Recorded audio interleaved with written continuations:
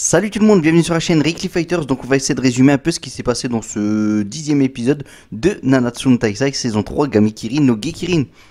Bon alors on commence l'épisode avec Meliodas qui est au chevet de Elisabeth. Il nous avait fait part dans l'épisode précédent que si elle récupère l'intégralité de sa mémoire, eh bien il lui restera plus que 3 jours à vivre. Et du coup Meliodas en profite pour nous expliquer un peu ce qui s'est passé lors de la guerre sainte. Donc il y a le roi démon, donc qui est entre guillemets le père des démons. Il y a aussi la déité suprême qui elle est la mère des déesses. Donc là, eux, ils n'étaient pas contents. Hein. Ils n'ont pas été contents de ce que Meliodas et Elisabeth ils ont pu faire, sachant qu'en plus deux clans opposés s'allient, s'unissent, et ça c'est pas logique, c'est pas normal, ça fait pas plaisir du tout aux dieux. Et donc du coup, là ils sont pas contents du tout, et ils viennent, ils terrassent nos deux héros préférés, c'est-à-dire Elisabeth et Meliodas. Donc voilà, c'est fini pour eux. En logique, ils sont censés être morts, mais à son réveil, Meliodas, il voit que lui il est toujours en vie, qu'il a même pas une éraflure, qu'il est en pleine forme d'ailleurs, j'ai envie de dire. Et que par contre Elisabeth, elle, rien ne va plus puisque elle est au sol et elle est morte. Voilà, c'est fini pour elle. Donc Meliodas est triste, il verse toutes les larmes de son corps. Bon, et Meliodas il va se rendre compte qu'il a une malédiction qui plane au-dessus de sa tête. Et oui, cette malédiction, elle consiste tout simplement à, s'il meurt, et ben en fait il a une partie de lui, de ses émotions, qui va auprès du roi démon. Donc bon, pour l'instant tout a l'air d'aller pour le limite, mais il va se rendre compte aussi que Elisabeth n'est pas totalement morte parce que en fait elle se réincarne sans cesse, et oui je le dis bien, parce que chaque fois qu'elle va récupérer sa mémoire, et elle va récupérer la mémoire de ses Elisabeth passées, et bien chaque fois qu'elle va récupérer sa mémoire, et bien 3 jours plus tard elle va mourir. Voilà, telle est sa malédiction. Donc Meliodas, le pauvre, il va voir sans cesse des Elisabeth mourir devant lui. Il va tout faire pour éviter qu'elle retrouve la mémoire. Mais ça va pas forcément fonctionner, hein, les fighters. Il y a quand même l'une des Elisabeth qui a fait promettre à Meliodas de conjurer la malédiction, de l'annuler, pour qu'ils puissent vivre enfin heureux, ces deux-là. Et Meliodas, bien entendu, qui l'a promis, voilà, c'est choses qu'il veut faire. C'est choses qu'il veut faire, mais c'est pas encore fait, les fighters, voilà. C'est pas encore fait, et je peux vous dire que ça va pas se faire de sitôt. Hein. Alors, chose intéressante quand même dans cet épisode, les fighters, c'est que dans les chapitres de Suzuki Nakaba, il y a eu à un moment une question, hein, une question-réponse. Et bon, cette question, c'était tout simple, hein. Est-ce que Elisabeth a à un moment pu vivre pleinement sa vie avec Meliodas? Et ben on l'a su dans cet épisode, les fighters. On l'a su puisque on a vu Elisabeth qui était vieille, et ça fait plaisir de voir ce petit passage dans l'épisode. Franchement c'est plutôt cool. Et bah, du coup on peut voir qu'elle peut vivre pleinement, mais on sait grâce à cet épisode que finalement sa vie elle est pas aussi longue qu'une vie humaine. Voilà, peut-être elle a vécu je sais pas moi, franchement 25 ans, peut-être 30, 40, 50 ans du coup. Mais du coup son vieillissement est accéléré, hein, tout simplement. Bon, chose que je vous ai pas dite, les fighters, c'est que la déité suprême a enfermé tous les démons dans un cercueil. Bon, en vrai c'est plutôt une relique, hein, là où elle les a enfermés. Donc voilà, ils sont scellés à l'intérieur. Et donc Meliodas, il en profite pour y aller voir Merlin, parce qu'il n'a marre, hein, il peut plus supporter de voir toutes ces Elisabeth mourir devant ses yeux. Sachez quand même, les fighters, qu'il en a vu 106 mourir devant ses yeux sur son set, donc c'est énorme. Donc voilà, lui il peut plus supporter, il a plus les nerfs qui supportent tout ça. Hein. Donc du coup, Merlin, elle lui dit que pour pouvoir annuler la malédiction, il a juste à avoir un pouvoir plus puissant que celui du roi démon, et puis le tuer, et puis voilà, la malédiction elle est finie. Parce que voilà, c'est le roi démon et la déité suprême qui ont fait cette malédiction. Donc si l'un des deux meurt, les deux malédictions, c'est fini pour ça. Voilà, il n'y a plus de malédiction. Et donc bah, pour tuer le roi démon, il faut quand même de la puissance, les fighters. Et bah, pour avoir cette puissance, il suffit tout simplement qu'il récupère tous les commandements et qu'il les mette en lui, hein, voilà, pour avoir la puissance nécessaire pour battre le roi démon. Donc voilà, parce que là il se dit quand même qu'il n'a pas le niveau pour le battre. Et ben voilà, il n'a pas le choix, il doit tuer tous les commandements. Bon, et vous l'aurez compris, la déité suprême a scellé cette relique, mais 3000 ans plus tard quand même, le sceau s'est affaibli. Hein. Le sceau s'est vraiment affaibli puisque Frodin a pu en sortir, et Frodin n'avait qu'une idée en tête, c'est ramener ses camarades, ses amis, les commandements sur Britannia. Donc il a tout fait pour les faire revenir, hein. Et donc il est venu avec quelques petits dragons, il a tout dévasté d'Anafor. Et lui il cherchait justement quelques mages puissants. Il se dit que en fait s'il avait du son de mage puissant, ça pourrait faire revenir ses amis, il pourrait annuler le saut. Et le problème c'est que ça fonctionnera pas quand même. Ça fonctionnera pas du tout, puisqu'en fait il faut du son de déesse. Voilà, ça fonctionne pas si facilement que ça, hein. Et donc bizarrement, il y a justement Lise qui passe par là. Donc Lise qui est la réincarnation d'Elisabeth. Donc Lise qui est morte il y a 16 ans, hein, rappelons-le les fighters. Donc là on vit ces instants là. Et du coup elle croise Frodin. Donc elle va tout faire pour l'arrêter bien entendu, mais Frodin lui va la tuer. Et donc qui arrive par là?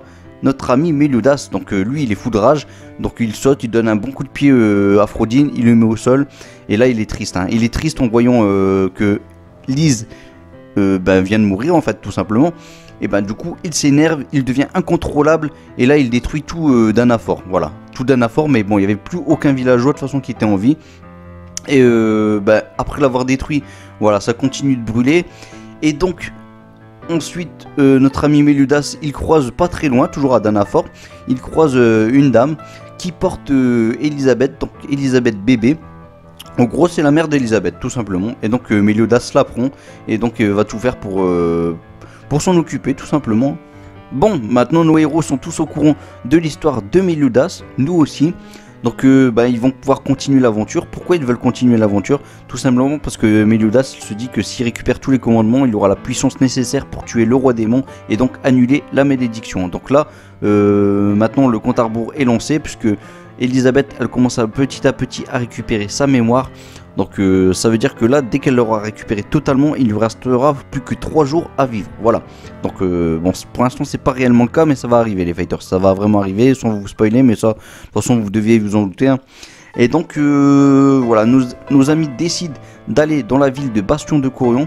Tout simplement parce qu'ils ont ressenti la présence de Meraskila, qui apparemment en fait projette une barrière magique autour de la ville de Camelot. Donc s'ils se débarrassent de Meraskila, cette barrière va s'annuler et donc ils vont pouvoir intégrer la ville de Camelot pour pouvoir battre Zeldris. Bon, maintenant que nos amis sont enfin prêts, ils arrivent dans la ville de Bastion de Corion, là où l'attendent Zeldris. Donc Meliodas lui, il est sans pitié, voilà, il est prêt à tout pour enfin annuler la malédiction. Donc ils foncent vers Zeldris et voilà comment finit cet épisode les fighters. Donc là maintenant on va pouvoir parler de ce que j'ai pensé de cet épisode, on va pouvoir spoiler un petit peu et puis voilà les fighters, ça va être plutôt sympa.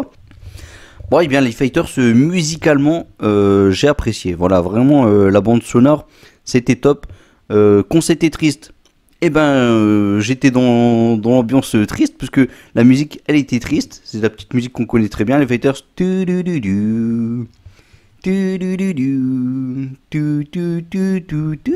Stop, voilà. Et ça vous l'avez compris. Quand il y a des moments du passé, il y avait la musique du passé. Franchement, les musiques étaient toujours bien choisies. Mais de toute façon, le Fighters, à chaque fois, à chaque épisode, les musiques sont bien choisies. Je trouve qu'ils font du beau boulot à ce niveau-là. Bon, après, je suis pas un grand connaisseur non plus au niveau des musiques pour pouvoir vraiment juger à ce niveau-là. Mais n'hésitez pas à le dire en commentaire en tout cas. Niveau dessin.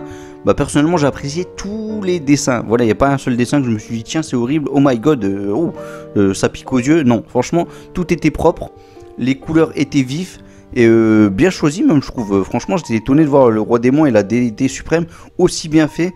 C'est peut-être dû au fait que j'ai vu déjà pas mal de fois des gens colorier entre guillemets par ordinateur ces deux images et que finalement là je les trouve bien plus belles que ce que les gens ont pu faire. Voilà.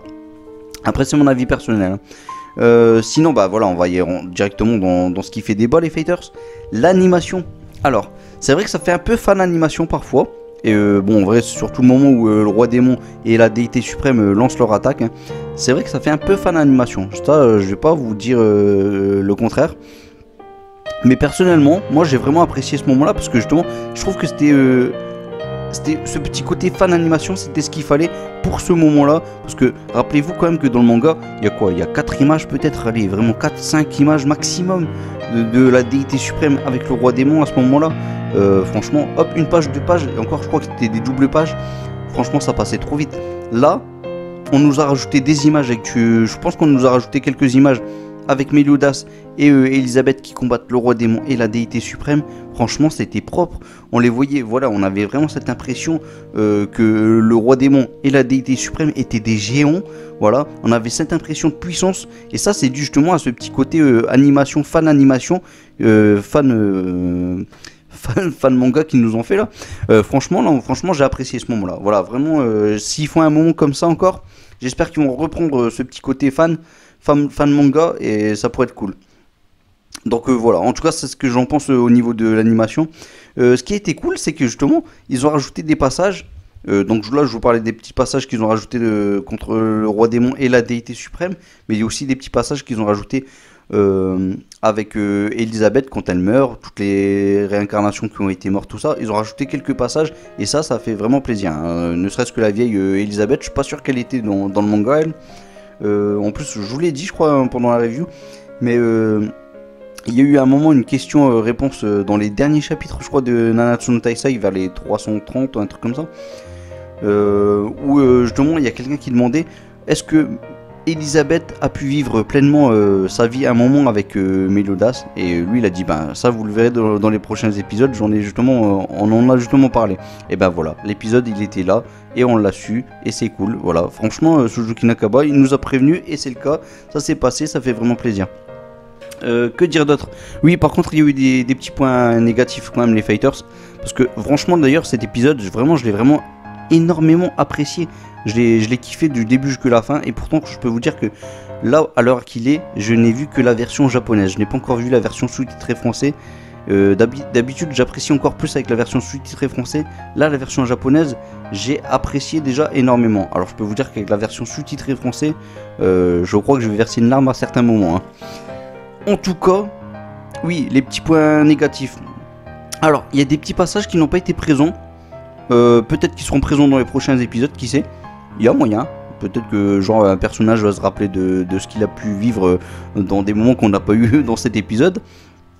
Je pense notamment au moment où King discute avec Elbram. Donc Elbram, voilà, il sait qu'ils vont dans la ville de Bastion-le-Corion et il sait ce qu'il a fait. Donc attention, un gros spoiler, Elbram il a dévasté tous les habitants qu'il y avait dans cette ville, hein. Donc voilà, donc quelque part, c'est à cause de lui que tout le monde est mort. Donc voilà.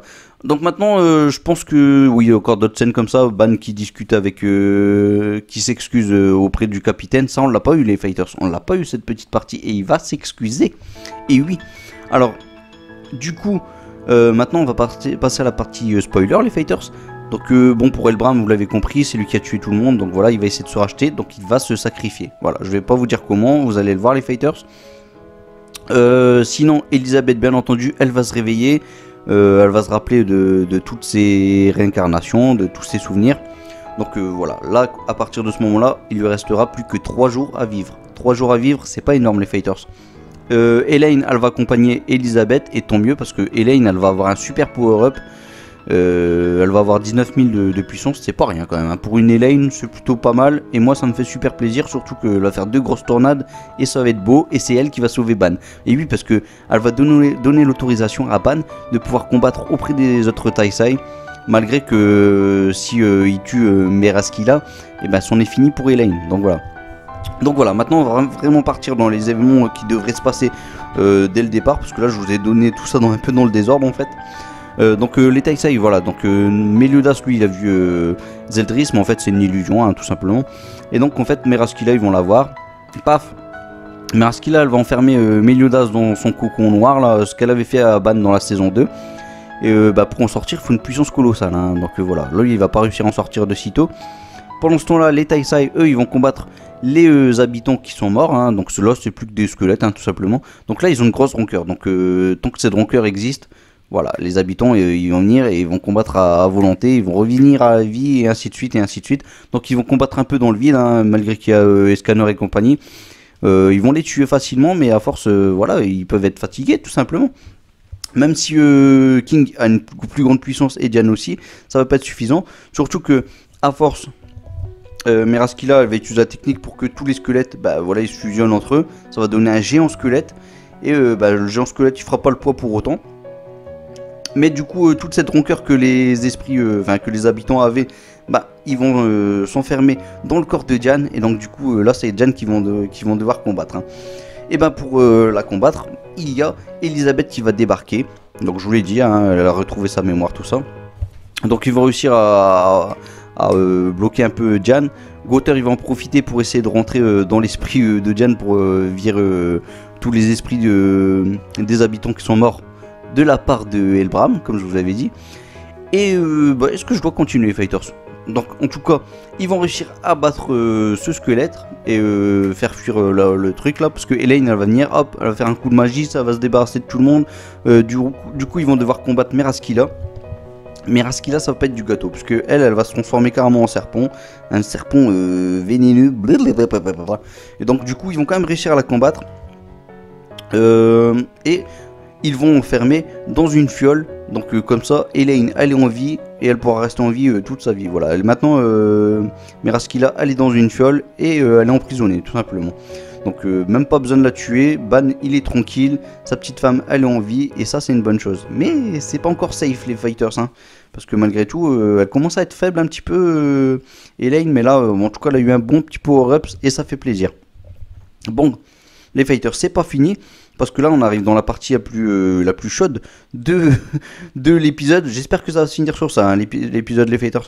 Donc je vous ai dit que Meludas était dans le cocon. Et ben il a tout fait pour en sortir. Du coup il a mis de côté toutes ses émotions. Et hop il s'est mis en mode énervé. Un peu comme ce qu'il avait fait d'ailleurs contre Lise. Donc là il a explosé carrément le cocon noir, hein. Voilà, l'ombre à laquelle il était là. Il a tout explosé. Il est arrivé devant nos amis les Taisai. Il était plus ou moins méchant. Et du coup, Escanor, lui, va tout faire pour arrêter Meliodas. Donc, Merlin, elle va l'enfermer dans un perfect cube. Enfin, les deux, ils vont être enfermés dans un perfect cube. Et donc, ils vont combattre l'un contre l'autre. Bien entendu, les fighters, pour ceux qui connaissent le manga, vous savez comment ça va finir. Meliodas va prendre le dessus, et ainsi de suite. Mais Escanor, plus le soleil commence à scintiller, plus sa puissance augmente. Il va monter jusqu'à 114 000. Meliodas jusque 142 000 de puissance, si je dis pas de bêtises. Bon, peut-être que je dis une grosse bêtise au niveau des puissances. Mais du coup, pour battre Meliodas, l'heure de Escanor arrive enfin, son heure fatale, j'ai envie de dire, parce que c'est l'heure qu'il préfère, c'est l'heure du midi. À midi pile, Escanor est en mode unique, The One, le mode parfait. Donc tout ce qu'il faut pour battre un Meliodas, et il va le laminer, il va le zigouiller. Je peux vous dire qu'après il va être bien fatigué, hein, notre ami Escanor. Et donc il va réussir à battre Meliodas. Meliodas va être enfermé dans le Perfect Cube. Elisabeth elle voudra y aller avec dans le Perfect Cube. Et voilà, donc ils vont l'emmener avec eux dans le bois hâte. Et voilà comment ça va finir l'épisode les fighters. Ah mince, j'allais vous dire au revoir comme ça moi. Et donc les fighters, on se retrouve prochainement pour le prochain épisode. N'hésitez pas à dire ce que vous avez pensé de cette review, de l'épisode. Dites si vous aussi vous attendez le combat Meliodas versus Escanor avec impatience. Moi j'ai hâte de voir ça, hein. J'ai hâte de voir ça. Ça va être une bonne partie. Je sais qu'il peut peut-être avoir meilleur dans les prochains épisodes ensuite, mais en tout cas c'est un bon début. Voilà, ça risque d'être un épisode énorme les fighters. Voilà, j'ai hâte de voir ce qu'ils vont faire avec cet épisode. Ça peut être ouf comme ça peut être moins ouf, on va dire. Donc les fighters, on se retrouve aux commentaires et moi je vous dis saté et on se retrouve prochainement et je vous dis Masenko en espérant qu'il vous guide vers la victoire. Masenko!